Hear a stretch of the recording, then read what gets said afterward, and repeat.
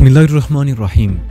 आज तक के मुअज़्ज़ज़ नाज़रीन अस्सलाम वालेकुम। अब किस नंबर 16 मुलाहिज़ा फरमाएं। यहाँ सिर्फ एक काम रह गया है जिसमें मुझे तुम्हारी मदद की ज़रूरत पड़ेगी। उसके बाद तुम कश्मीर रवाना हो जाओगे। नीलम भी तुम्हारे साथ जाएगी। और वो काम क्या है? तारिक ने सवालिया निगाहों से उसे देखा। ये तुम्हें कल बताया जाएगा। अब तुम ऊपर जाकर लिबास तब्दील करो। ऊपर मेरे कमरे में तुम्हें ज़रूरत की हर चीज़ मिल जाएगी। और नीलम, तुम भी ऊपर चली जाओ। तुम्हारा बाहर निकलना दुरुस्त नहीं। अब तुम 2-3 दिन यहीं रहोगी। लेकिन क्या? उसके खामोश होने पर तारिक ने उलझी हुई निगाहों से उसे देखा। ये कागजात लाला प्रेमनाथ के जरिए हासिल किए गए हैं और लाला प्रेमनाथ इंटेलिजेंस की नज़रों में आ चुका है। आज पुलिस के रेड और नीलम के फरार के बाद पुलिस लाला प्रेमनाथ से कुछ पूछताछ करेगी और जब वो इन कागजात के बारे में बता देगा तो हुकूमत कश्मीर के बारे में अपना ये मंसूबा तब्दील कर देगी। इस तरह ये कागजात हमारे लिए बेकार हो जाएंगे, शाहरुख ने कहा।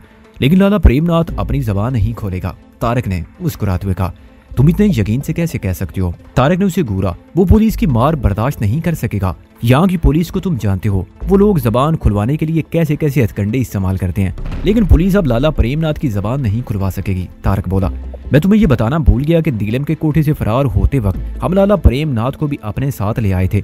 मैंने उसकी गर्दन मरोड़कर उसे रास्ते में फेंक दिया। उसकी लाश पुलिस को सड़क पर मिल गई होगी, लेकिन तुम जानते हो कि कोई लाश किसी को कुछ नहीं बता सकती। और जहां तक इन कागजात का सवाल है तो किसी को उनके बारे में पता नहीं चल सकेगा।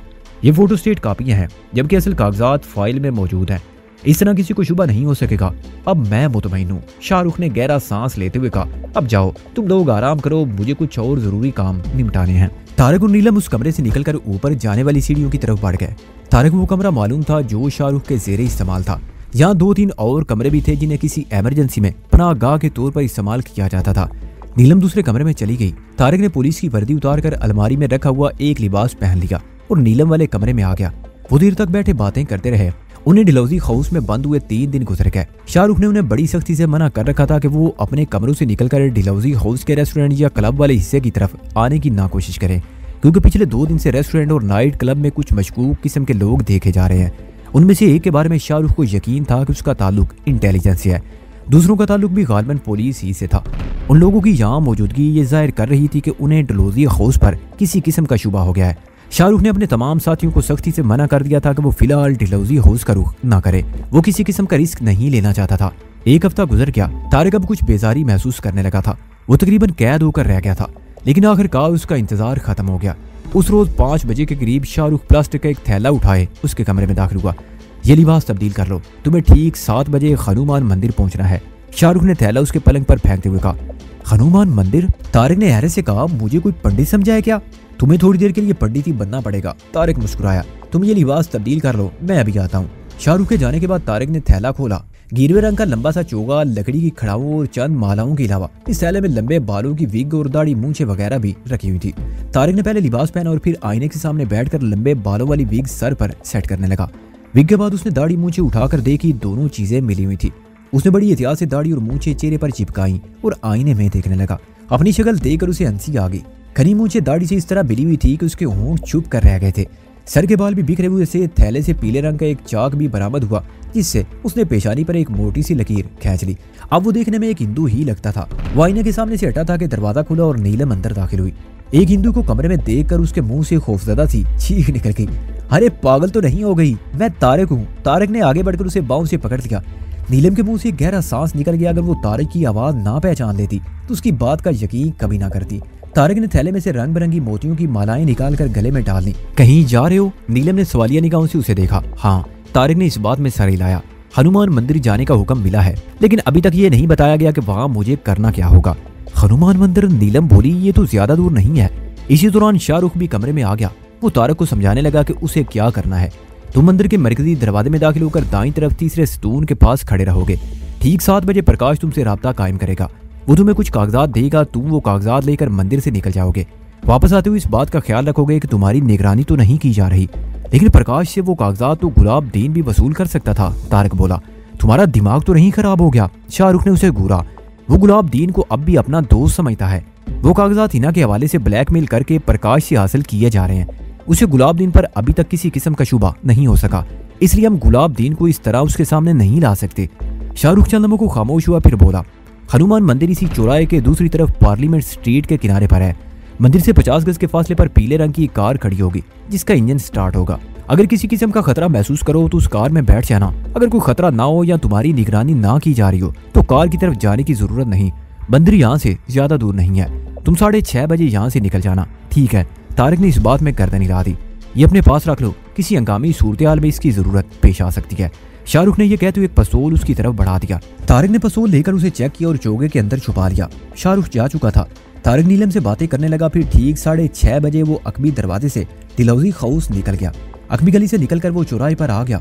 ये दरअसल दायरे की शक्ल में एक बहुत बड़ा पार्क था जिसके चारों तरफ शॉपिंग सेंटर्स बने हुए थे।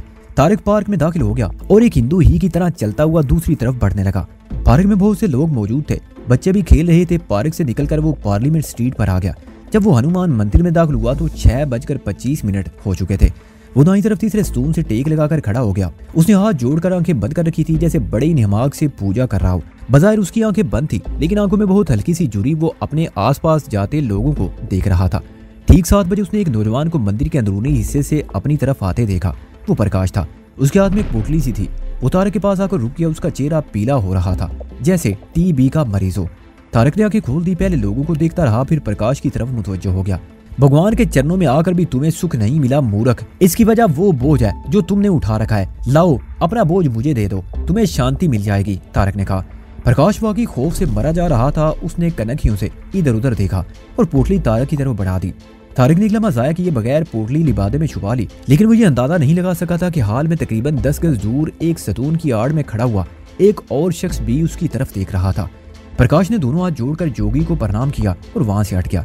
तारिक भी दरवाजे की तरफ बढ़ने लगा। ठीक उसी वक्त सतून के पीछे छुपा हुआ वो आदमी तेजी से आगे बढ़ा और उसने प्रकाश का हाथ पकड़ लिया। दूसरी तरफ से एक और आदमी तेज कदम उठाता हुआ तारिक के करीब पहुंच गया और तारिक का हाथ पकड़कर होले से घुराया। मेरे साथ चलते रहो स्वामी, अगर भागने की कोशिश की तो गोली मार दूंगा। तारिक का दिल उछलकर हल्क में आ गया। उसने कनखियों से दूसरी तरफ देखा। प्रकाश भी एक आदमी की गिरफ्त में था। तारिक को ये समझने में देर न लगी कि उन दोनों का ताल्लुक इंटेलिजेंस से था और यकीनन बाहर भी उनके आदमी मौजूद होंगे। वो मुज़ाहमत किए बगैर सादा लिबास वाले के साथ चलता रहा। उसने हाथ छुड़ाने की कोशिश नहीं की थी। मरकजी दरवाजे के सामने कुशादा सीढ़ियों पर पहुंचकर तारिक ने कनखियों से दाएं बाएं देखा। बाईं तरफ एक आदमी खड़ा था। वो उन्हीं की तरफ देख रहा था। वो भी यकीनन इंटेलिजेंस का आदमी था। उसने कुछ दूर खड़े हुए एक और आदमी को इशारा कर दिया और वो दोनों आहिस्ता आहिस्ता उनकी तरफ बढ़ने लगे। मंदिर के मरकजी दरवाजे के दाईं तरफ 50 गज के फासले पर पीले रंग की कार खड़ी थी, लेकिन तारिक के ख्याल में उसका कार तक पहुंचना मुश्किल ही था। फिर भी उसने कोशिश कर लेने में कोई हर्ज नहीं समझा। मंदिर में लोगों की आमतोरफ जारी थी। तारिक ने अचानक ही जोरदार झटके से अपना हाथ छुड़ाया और कार की तरफ दौड़ लगा दी। उसके साथ ही उसने लिबास में छुपा हुआ पिस्तौल निकालकर उस आदमी पर गोली चला दी थी जिसने चंद लम्हे पहले उसका हाथ पकड़ रखा था। गोली उस शख्स की टांग पर लगी और वो सीढ़ियों पर लुढ़कता चला गया। इस वक्त वहाँ इंटेलिजेंस के 4 आदमी थे। एक जख्मी हो गया, दूसरे ने प्रकाश को गिरफ्त में ले रखा था और बाकी 2 आदमियों ने तारिक के पीछे दौड़ते हुए फायरिंग शुरू कर दी। भगदड़ सी मच गई। मंदिर में आने और जाने वाले लोग चीखते हुए इधर उधर भागने लगे। तारिक कार की तरफ दौड़ रहा था जो अब 20 गज के फासले पर रह गई थी। इंटेलिजेंस के दोनों आदमी उसके पीछे थे। अचानक कार से ऑटोमेटिक राइफल से फायरिंग की जाने लगी। एक गोली तारिक के पीछे दौड़ने वाले आदमियों में से एक के सीने में लगी। वो चीखता हुआ देर हो गया। दूसरे आदमी ने एक तरफ छलांग लगाकर अपनी जान बचाई। इस मौके से फायदा उठाते हुए प्रकाश ने भी अपना हाथ एक झटके से छुड़ाकर एक तरफ दौड़ लगा दी, लेकिन उसे ज्यादा दूर जाने का मौका ना मिल सका। कार से चलाई जाने वाली एक गोली ने उसका भेजा उड़ा दिया था। तारिक कार के करीब पहुंच चुका था। पिछला दरवाजा खुल गया। तारिक के बैठती कार एक जबरदस्त झटके से हरकत में आ गई। कार में 3 आदमी थे। एक स्टीयरिंग संभाले हुए था और 2 फायरिंग कर रहे थे। कार एक चक्कर काटकर डिलोजी हाउस की अकबी गली में पहुंच गई। तारिक ने कार से छलांग लगा दी और कार तेज रफ्तारी से आगे निकल गई। गली में तारीकी थी। तारिक दौड़ता हुए डिलोजी हाउस के अकबी दरवाजे में दाखिल हो गया। पुलिस की गाड़ियां कनाट प्लेस के आसपास दंदनाती फिर रही थी। उन्हें उस पीली गाड़ी की तलाश थी जिसमें हिंदू साधु फरार हुआ था। आधे घंटे बाद पुलिस को पीले रंग की वो गाड़ी एक ऐसी सड़क पर मिल गई जहां हर किस्म की अशिया फरोख्त करने वाली छोटी दुकानों की भरमार थी। दुकानदार ज्यादातर तिब्बती थे। सड़क के किनारे और दोनों तरफ फुटपाथों पर भी ख्वांचे वालों का कब्जा था। अभी तो 8 भी नहीं बजे थे, फिर भी सड़क पर राहगीरों की अच्छी खासी भीड़ थी। दुकानों में ग्राहकों की आमदोरफ्त थी और छोटे छोटे रेस्टोरेंट भी आबाद थे। पुलिस ने पीले रंग की उस गाड़ी को फौरन ही घेरे में ले लिया और आसपास हिंदू साधुओं और उसके साथियों की तलाश शुरू कर दी। पुलिस ने आसपास के दुकानदारों से भी उसके मुतल्लक पूछा, मगर किसी ने किसी साधु को उस गाड़ी से उतरते हुए नहीं देखा था। एक ख्वांचे वाले ने सिर्फ इतना बताया कि 2 आदमी पीले रंग की उस कार से उतरकर दाईं तरफ की गली में जाते हुए देखे गए, लेकिन उन दोनों में से किसी का हुलिया कोई भी नहीं बता सका था। तलाशी लेने पर उस गाड़ी में से 2 ऑटोमेटिक राइफलें और 4 भरे हुए मैगजीन मिल गए थे, लेकिन गाड़ी में किसी किस्म के कागजात या कोई ऐसी चीज नहीं थी जिससे गाड़ी के मालिक के बारे में फौरी तौर पर कुछ मालूम हो सकता। पुलिस ने पूरे इलाके को घेरे में ले लिया, तमाम सड़कों की नाकाबंदी कर दी गई और वसी पैमाने पर हिंदू साधु और उसके साथियों की तलाश शुरू कर दी गई। इलाके में भगदड़ सी मच गई, लोग खौफजदा होकर वहां से निकलने की कोशिश करने लगे। होटलों और रेस्टोरेंटों में भी पुलिस दंदराने लगी, मशकूक अफराद को हिरासत में लिया जाने लगा। 3 पुलिस वाले डलहौजी हाउस में भी घुस गए। वहां बैठे हुए लोग खौफजदा होकर एक दूसरे की तरफ देखने लगे।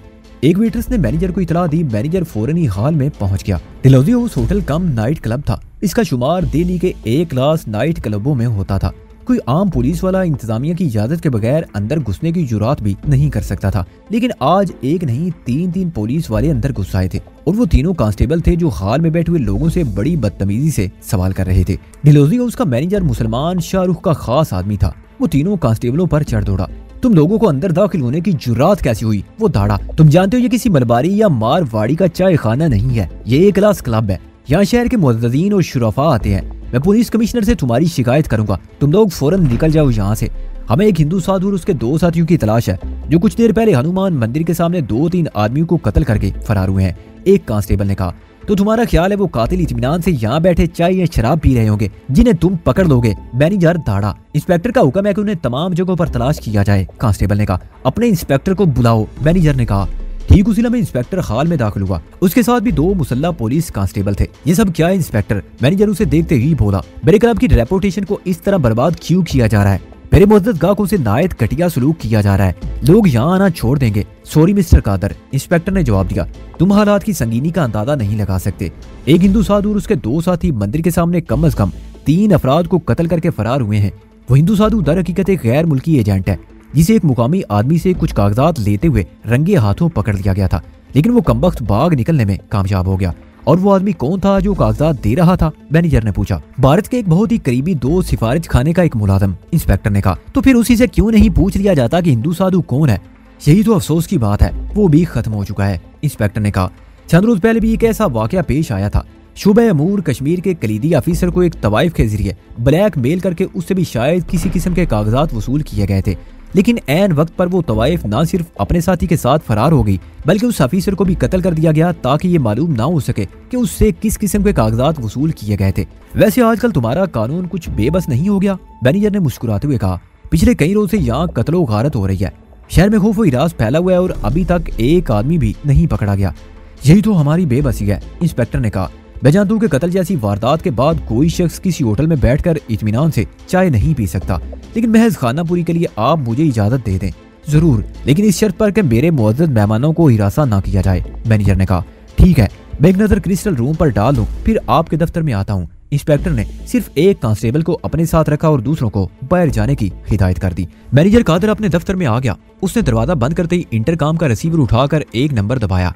दूसरी तरफ से फौरन ही कॉल रिसीव कर ली गई। मैनेजर रिसीवर कान से लगाए सरगोशियाना लहजे में बोला। पुलिस हिंदू साधु के साथियों की तलाश में डलहौजी हाउस में दाखिल हो चुकी है। इंस्पेक्टर माथर हाल में बैठे हुए लोगों को चेक कर रहा है। मुमकिन है वो क्लब में रिहाइश पजीर मेहमानों को भी चेक करना चाहे। इंस्पेक्टर माथर जो कहता है वैसा ही करो, घबराने की जरूरत नहीं। दूसरी तरफ से शाहरुख ने जवाब दिया। मैनेजर ने रिसीवर रख दिया। उसके ठीक 1 मिनट बाद इंस्पेक्टर माथर दफ्तर में दाखिल हुआ। कोई मशकूक आदमी नजर आया? मैनेजर ने चुभती हुई निगाहों से उसे देखा। नहीं। इंस्पेक्टर माथर ने नफी में सारी लाया। क्या मैं क्लब में रिहाइश पजीर मेहमानों को चेक कर सकता हूँ? जरूर। मैनेजर ने एक रजिस्टर उसके सामने रख दिया। लेकिन इस वक्त गोरखपुर से आए हुए एक बूढ़े और उसकी बीवी के सिवा कोई मेहमान होटल में मौजूद नहीं। कोई सुबह से बाहर गया है, कोई दोपहर से और कोई शाम से। अगर तुम चाहो तो उस बूढ़े जोड़े को चेक कर लो। वो तीसरी मंजिल पर कमरा नंबर 307 में क्याम पजीर है। उसकी जरूरत नहीं। इंस्पेक्टर ने रजिस्टर को देखे बगैर कहा। अगर क्लब में कोई मशकूक आदमी देखो तो फौरन पुलिस स्टेशन इतला कर देना। जरूर। मैनेजर ने इस बात में सारी लाया। वो इंस्पेक्टर को बाहर के दरवाजे तक छोड़ने भी आया था। वापस आकर उसने एक बार फिर इंटरकॉम पर शाहरुख को पूरी रिपोर्ट दी और फिर हाल में आकर उन लोगों से माजरत करने लगा जिनसे पुलिस वालों ने पूछताछ की थी। उसने ये भी अनाउंस करवा दिया कि पुलिस की मुदाखलत से पैदा होने वाली बदमज़गी दूर करने के लिए थोड़ी देर के लिए एक खसूसी प्रोग्राम पेश किया जाएगा और वो प्रोग्राम एक नई रकासा का नीम मुरियान रक्स था। तारिक डलहौजी हाउस के अकबी दरवाजे से अंदर दाखिल होते ही अपने कमरे में पहुंच गया। 1 मिनट के अंदर अंदर उसने लिबास तब्दील किया और साधुओं वाला चोगा, दाढ़ी, मूंछ, विग और मालाएं वगैरह प्लास्टिक के थैले में डालकर वो पोटली हाथ में ले ली और शाहरुख वाले कमरे में पहुंच गया। उसने लिबास वाला थैला और पोटली शाहरुख के सामने डाल दी। इन चीजों को फौरन ही ठिकाने लगा दो। उसने थैले की तरफ इशारा किया। और ये वो कागजात हैं जिनके लिए कम से कम 3 आदमियों को अपनी जिंदगी से महरूम होना पड़ा है। तारिक ने कागजात वाली पोटली शाहरुख के सामने रखते हुए कहा। क्या मतलब? शाहरुख ने पोटली खोलते हुए कहा। आज तुम्हें रंगे हाथों पकड़ा गया था, तारिक ने कहा और फिर पूरे वाकयात की तफसीलात बताने लगा। प्रकाश भी खत्म हो चुका है। ठीक है, तुम अपने कमरे में जाओ, मैं थोड़ी देर में वहीं आता हूँ, शाहरुख ने कहा और तारिक उठकर अपने कमरे में आ गया। प्रकाश से मिलने वाले कागजात नहायत अहम साबित हुए थे। यह दरअसल इस मंसूबे का इब्तदाई खाका था जो कश्मीर के हवाले से भारतीय हुकूमत और इसराइल ने मुश्तरका तौर पर तैयार किया था। इस मंसूबे से दोनों मुल्कों का मफाद वाबस्ता था। हिंदू यहूद की यह मुश्तरका साजिश एक तरफ कश्मीरी मुसलमानों के लिए तबाहकुन थी तो दूसरी तरफ पाकिस्तान को भी नाकाबिले तलाफी नुकसान पहुंचाने की प्लानिंग की गई थी। यह मंसूबे का इब्तदाई खाका था। इसमें अगरचे तफसीलात मौजूद नहीं थी लेकिन इससे अंदाजा लगाया जा सकता था कि भारतीय इंटेलिजेंस रा और इसराइली इंटेलिजेंस एजेंसी मोसाद के एजेंट मिलकर काम करना चाहते थे। ये एक मुसलमान हकीकत है कि ताकत के बलबूते पर किसी कौम को गुलाम बनाकर नहीं रखा जा सकता। वियतनाम ने 3 नस्लों तक अमेरिकी इस्तेमार का मुकाबला किया था और आखिरकार अमेरिका को घुटने टेकने पर मजबूर कर दिया था। क्यूबा ने अमेरिका को नाकों चने चबवा दिए थे। अफगानिस्तान के गयूर बाशिंदे 11 साल तक सोवियत यूनियन की ताकत का मुकाबला करते रहे थे। अफगानिस्तान की 95% आबादियां खंडर बन गई थी। लाखों अफराद शहीद हो गए, लाखों अफराद मुल्क छोड़ने पर मजबूर हो गए थे लेकिन उन्होंने सोवियत यूनियन की गुलामी कबूल नहीं की और आखिरकार सोवियत यूनियन को अफगानिस्तान से बेआबरू होकर निकलना पड़ा। सोवियत यूनियन का अपना शहराजा बिखर गया। जो मुसलमान रियासतें 70-80 साल से कम्युनिज्म के जुल्मो सितम की चक्की में पिस रही थी, उन्होंने भी आखिरकार आजादी का नारा बुलंद कर दिया और इस तरह यूनियन का वजूद ही खत्म हो गया। यूगोस्लाविया भी बिखर गया। आजादी की इस लहर ने पूरी दुनिया के मजलूमों में एक नया वलवला पैदा कर दिया था। कश्मीर के मुसलमान जो गुज़िश्ता 45 साल से भारतीय इस्तेमार की चक्की में पिस रहे थे, एक नए जज्बे और वलवले के साथ उठकर खड़े हो गए। उन्होंने कहा सब भारत के खिलाफ अपनी सरगर्मियां तेज कर दी थी। कश्मीर में उठने वाली आजादी की इस नई लहर ने भारतीय हुक्मरानों की नींदें उड़ा दी। उन्होंने इस लहर को दबाने के लिए इसराइल के साथ मिलकर एक नई साजिश तैयार की जिसे तारिक और उसके साथियों ने इब्तदाई मरहले ही में खत्म कर दिया। अब इन कागजात से अंदाजा होता था कि यहूदो हनूज बड़े सगीर के मुसलमानों के खिलाफ एक नई साजिश के ताने बाने बुन रहे थे। भारत अगर कश्मीरी मुसलमानों में पैदा होने वाली आज़ादी की इस नई लहर से खाइफ था तो पाकिस्तान में कोटा के एटमी प्लांट ने इसराइली हुक्मरानों की नींदें उड़ा रखी थी। पाकिस्तान अगरचे कई मरतबा वजाहत कर चुका था कि उसकी एटमी सरगर्मियां पुरअमन और तरक्याती मकासद के लिए हैं, लेकिन भारत और इसराइल पाकिस्तान की इस मौकफ को तस्लीम करने को तैयार नहीं थे। उन्हें पाकिस्तान की एटमी सरगर्मियों के पीछे इस्लामी बम दिखाई दे रहा था जिससे वो खौफजदा थे। कोटा का एटमी प्लांट उनके लिए हवा बना हुआ था। चंद साल पहले इसराइल और भारत ने कोटा के एटमी प्लांट को तबाह करने की साजिश की थी। भारत के जैगवार त्यारे श्रीनगर के हवाई अड्डे पर तैयार खड़े थे। उन त्यारों के पायलट्स इसराइली थे जो त्यारों के काकपर्स में बैठे ग्रीन सिग्नल के मुंतजिर थे। मंसूबे के मुताबिक ये जैगवार त्यारे श्रीनगर से परवार करके कोटा पर बम्बों की बारिश करते हुए निकल जाते, लेकिन आखिरी लम्हों पर उन्हें इतला मिली कि पाकिस्तान यहूद और हुनूज की साजिश से आगाह हो चुका है और पाक फिजाइया के त्यारे भारतीय जैगवार त्यारों का इस्तकबाल करने को तैयार हैं। इस तरह ऐन आखिरी वक्त पर यह मंसूबा खत्म कर दिया गया। उसके बाद भी कोटा के लिए कई छोटी छोटी साजिशों के इंकशाफ हुए, लेकिन यहूद और हुनूज को हर मरतबा मुंह की खानी पड़ी। वो ये भी समझ गए थे कि पाकिस्तान की इंटेलिजेंस ख्वाबे गफलत की नींद नहीं सो रही है। कुछ ही अरसे बाद इसराइल ने भारत के साथ मिलकर एक नई साजिश तैयार की। इस मरतबा इंटेलिजेंस मोसाद के एजेंटों को स्याओं के रूप में श्रीनगर पहुंचा दिया गया। इन स्याओं की तादाद 150 के लगभग थी और ये 2-2, 4-4 की टोलियों में श्रीनगर पहुंचे थे। ये इसराइली स्याओं के रूप में आजाद कश्मीर में दाखिल होकर कोटा की तरफ आते और तकरीबी कार्रवाइयां शुरू कर देते, लेकिन पाकिस्तान को इस साजिश का भी बरवक्त पता चल गया। भांडा फूट जाने पर इसराइल ने अपनी साजिश का एतराफ कर लिया, लेकिन भारतीय हुक्मरान बड़ी ढिठाई से इसकी तरदीद करते रहे। पेदर पे नाकामियों के बाद इसराइल और भारत ने एक नई साजिश तैयार की, जिसका तरीका ये था कि तफसीलात ना होने के बावजूद उस खाके से अंदाजा लगाया जा सकता था कि अब यहूद और हुनूज कश्मीरी मुसलमानों और पाकिस्तान के खिलाफ क्या करना चाहते हैं। नीलम के जरिए लाला प्रेम नाज से जो कागजात मिले थे वो भी खासे अहम थे। ये न सिर्फ अगले 1 साल के दौरान कश्मीर में मुजाहिदीन से निमटने की हिकमत अमली थी, बल्कि पाकिस्तान के खिलाफ भारत के घिनौने अजाइम का भी पता चलता था। इस मंसूबे के मुताबिक भारत पाकिस्तान की सरहद से मुलीक सूबे राजस्थान के इलाके रनकुच में ऐसे कैंप कायम कर रहा था जहाँ रा के एजेंट मुंतखब नौजवानों को तकरीब कारी की तरबियत देंगे। उनमें ज्यादातर मुसलमान होंगे। तरबियत के बाद उन्हें सरहद पार पाकिस्तानी इलाके में भेज दिया जाएगा। ये लोग न सिर्फ पाकिस्तान में तकरीबी सरगर्मियां जारी रखेंगे, बल्कि आजाद कश्मीर पहुंचकर बीरपुर, पूंछ और मुजफ्फराबाद वगैरह में भी तकरीबी कार्रवाइयां जारी रखेंगे। इन इलाकों में उन्हें बाद मुकामी लोगों की मदद हासिल होगी। कश्मीर और पाकिस्तान के खिलाफ भारत के ये मंसूबे इंतहाई खतरनाक थे। गद्दार किस मुल्क और कौम में नहीं होते और हमेशा गद्दारों ही ने अपनी कौम को नुकसान पहुंचाया है। बैरूनी दुश्मन से निमटना आसान होता है, लेकिन घर के बेदी हमेशा तबाहकुन साबित होते हैं क्योंकि उनकी शिनाख्त मुश्किल होती है। लाला प्रेमनाथ से हासिल होने वाले कागजात में कुछ नाम ऐसे भी थे जो कश्मीर और पाकिस्तान में भारत के आलाकार हो सकते थे। उन नामों के बारे में अगरचे कोई वजाहत मौजूद नहीं थी, लेकिन तारक को यकीन था कि ये नाम भारत के हुक्मरानों के लिए बहुत अहमियत रखते थे। इन साजिशों का इंकशाफ होने के बाद तारक की बेचैनी बढ़ती गई। वो बहुत जल्द दिल्ली छोड़ देना चाहता था ताकि कश्मीर पहुंचकर अपनी तंजीम को भारत के इन घिनौने मंसूबों से आगाह कर सके। शाहरुख के ख्याल में भी अब तारक का वापस चले जाना ही बेहतर था, लेकिन वो जानता था कि तारक के लिए कश्मीर पहुंचना अब उतना आसान नहीं होगा।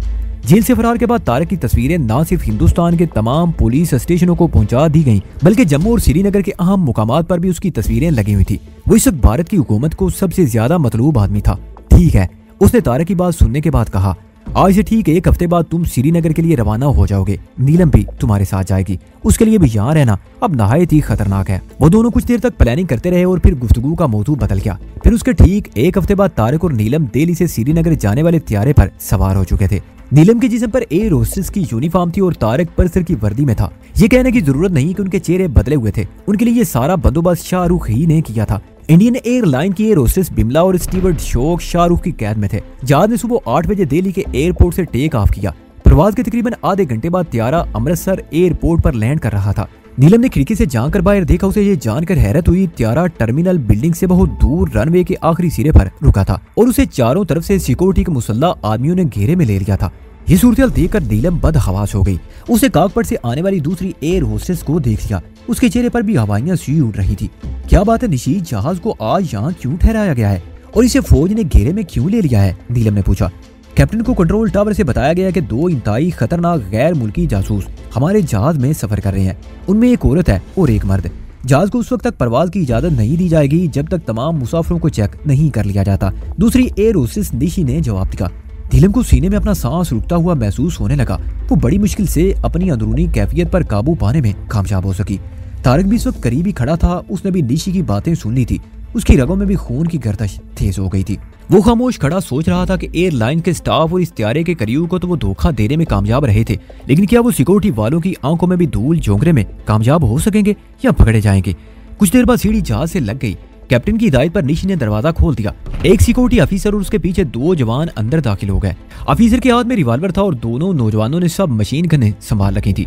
ऑफिसर दरवाजे में दाखिल होते ही रुक गया। तारक सामने ही खड़ा था। सिक्योरिटी ऑफिसर की चुभती हुई नजरें तारक के चेहरे पर मरकूज थी।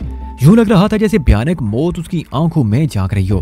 तारक के दिल की धड़कन तेज हो गई। सिक्योरिटी ऑफिसर उससे सिर्फ 1 फुट के फासले पर खड़ा उसे घूर रहा था।